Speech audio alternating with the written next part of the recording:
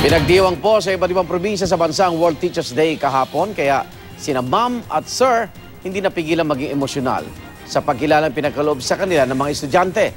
Narito ang report.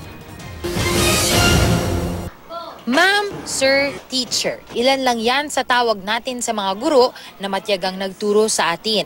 Sa paggunita ng araw ng mga guro kahapon, iba't iba ang mga pakulo para dakilain at kilalanin ang kanilang malaking ambag sa lipunan. Sa Ginobatan, Albay, pumarada ang mga dakilang guro mula sa iba't ibang bayan. Labis na natuwa ang mga teacher nang bigyan sila ng rosas ng kanilang mga estudyante. Isang misa rin ang inialay para sa kanila bilang pasasalamat sa husay nila sa pagtuturo. Ang mga teacher sa Buwak, Marinduque, humataw naman sa pagzuzumba.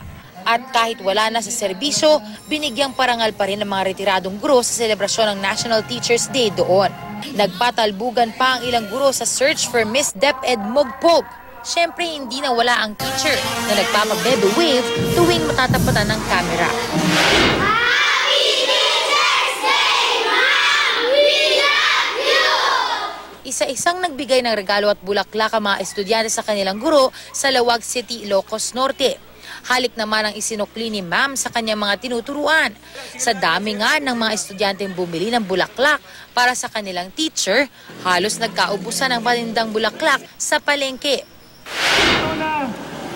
Ang programang K-12. Sa Maynila, nagmarcha naman ang tinatayang 500 miyembro ng grupong Alliance of Concerned Teachers. Hiling nila dagdag sahod para sa mga guro at hustisya para kay Emerito Emok Samarca, ang teacher ng mga lumad na pinatay sa Surigao del Sur. Para sa unang balita, Isa Reyes reporting.